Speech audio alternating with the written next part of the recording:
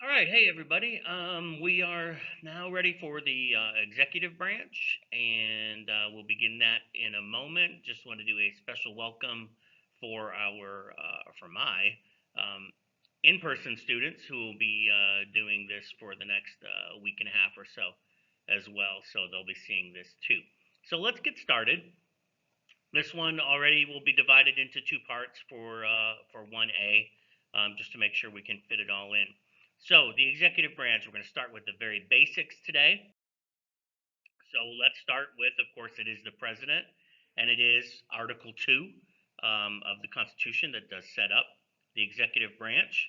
A couple of ideas. This is rhetorical here. What do we expect? In class, we'd be looking for some ideas about what we expect from the president. But the idea that we do need to understand is there is a dual idea here. There is a dichotomy, and it's sort of a conundrum for us because we want a powerful president, but we fear the concentration of power. So it does bring us to a few issues, and that's the issues that the framers were talking about.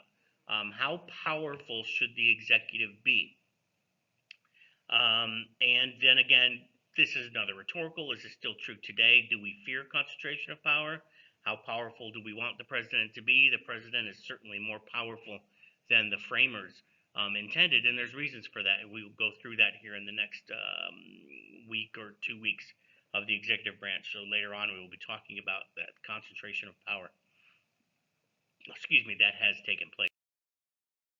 All right, so let's start again with some of the basics. So who are they, right?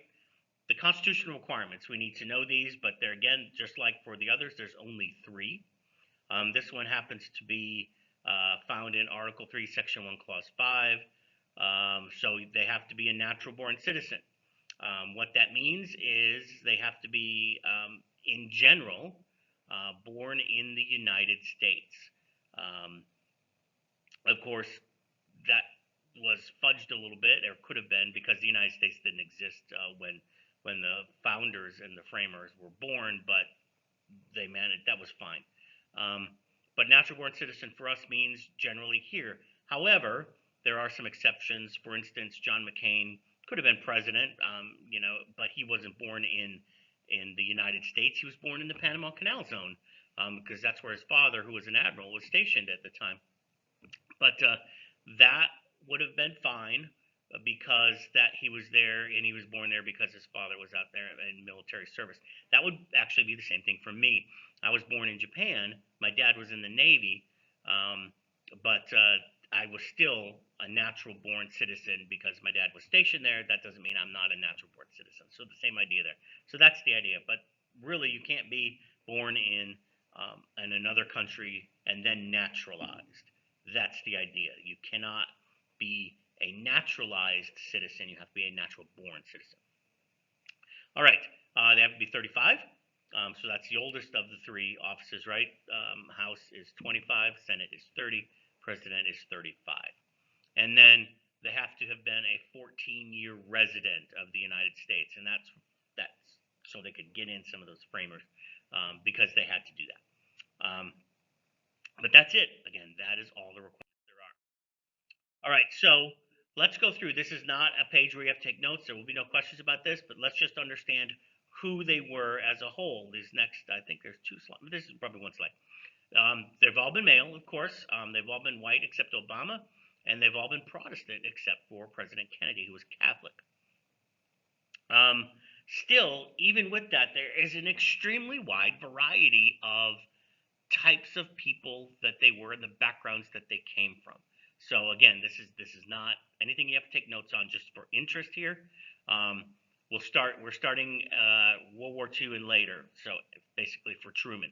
So we start with Truman. He was a haberdasher, a men's clothing salesperson, to start his career before he got into politics. A war hero, that's Eisenhower.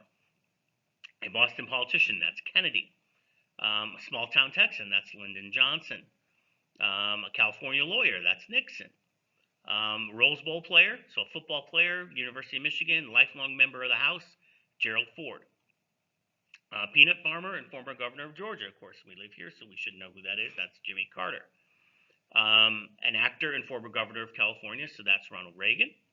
An ambassador and several other things, plus the head of the CIA, and then, of course, going to be vice president, George H.W. Bush.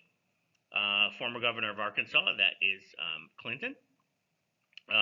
Managing director of a baseball team, and the governor of Texas, that's George W. Bush. A community organizer, of course, that's Obama. And then a real estate entrepreneur, the present day President Trump. So, again, you get an idea. It's a wide variety, even though they're all male and white except Obama and all Protestant except Kennedy. And that's just since World War II. So if we went all the way back, we'd find even a wider variety. So back to notes now. So the president, how do they get there? Very important, right? Well, you're telling me, Moran, duh, they get elected. And of course, that is the route for most. So it's not the route for all. Elected to be president. Okay. We're going to talk about this later in this unit, so not in this set of notes or anything. They're term limited, of course, by the 22nd Amendment that was ratified in 1951. Only 14 presidents have served 2 full terms. And one of those, if you remember from your U.S. history, Grover Cleveland, was non-consecutive. He was elected, served 4 years, then he did not get reelected, and then there were 4 years, and then he got elected again in the next 4 years. 7 have lost a reelection bid. About 20%, and this is where the route for most election to president. About 20%, about 1/5, got the job because they were the VP when the president died, or in Gerald Ford's case, Nixon resigning. 5 of 18 in the 20th century were what we call accidental. Those because the president died or resigned. Ford, even more so. Ford is the most accidental of them all. He was never elected even to be the vice president, of course, or the president. He became the president, or I'm sorry, the vice president, Spiro Agnew, for Nixon in his second term, had to resign because he was indicted for bribery when he was governor of Maryland. When he was governor of Maryland, there were some issues. Apparently, he took some bribes. So while he was vice president, he was indicted. So he had to resign. So the 25th Amendment, which we'll talk about later on as well, set the procedure for selecting a vice president if the vice presidential office was vacant. So he was elevated to that position. So he was never elected even to be the VP. So he was the VP, and then Nixon resigned and then became the president. So he was never elected to either one of those things. So the only one in history with that becoming president without being elected to either particular office. Okay, on we go. So the next part of this will be removing a president. So we have to talk about the impeachment process, which of course is a fairly recent phenomenon for us because it happened just this year in 2020, believe it or not. That seems like ages ago now. So impeachment, the House can impeach. Remember, the House impeaches, the Senate does the trial, so the Senate does the removal. So if you go into the Constitution, it says House can impeach, these are the words, treason, bribery, or other high crimes and misdemeanors. We'll talk about what that means momentarily. Once the House votes to impeach, the trial takes place in the Senate, and the Constitution specifies that the Chief Justice will preside over the trial, if you will, in the Senate. And the president is removed with a 2/3 vote of the Senate.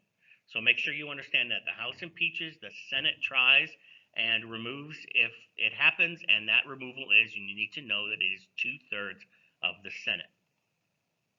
So 3 presidents have been impeached. Now I had to change this since last year. Andrew Johnson, Bill Clinton, and Donald Trump. Nixon was not. That's a common myth. Nixon resigned before it could happen. And of course, none of them were removed. They were all impeached. None of them were removed. We're going to talk about each one now.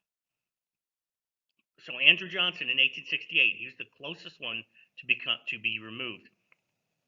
He was accused of violating the Tenure of Office Act. And what that was, actually, we don't have time to go into that because we're going to run out of time here. But he was accused of doing that. He survived by one vote in the Senate. One vote in the Senate. So one vote less than 2/3. Bill Clinton in 1998, he was accused or impeached for obstruction of justice and perjury. He was accused of those four things. Only two of them passed the House. So there were two charges of impeachment. The vote was not close to 2/3 in the Senate, not at all. One got a slight majority, one got less than a majority. And of course, it needs 2/3. And then Donald Trump, just in the past year, accused of abuse of power and obstruction of Congress. Vote again, not close to 2/3 in the Senate. One slight one with one over the majority, I think, and one with less than the majority. So, or might have even been both of them with less than the majority. So again, none of them have been close, except for Johnson. So, last couple ideas about impeachment. Impeachment behavior does not have to be a crime. It is. It has to be serious. This is sort of the tradition that we have. The offense should be very serious, not a poker game in the White House, which is probably good because lots of presidents played poker in the White House. A policy disagreement should not be grounds for impeachment. That is sort of the tradition as well. That's what the senator cast the deciding vote not to remove Johnson. That was his reason for doing this, because it should not have been grounds for impeachment. And when all is said and done, impeachment, as we saw last year, is a political process. The grounds could be whatever Congress decides they are. That's it. Okay? It is a political process. Whatever the House in the end decides, that is what is impeachment.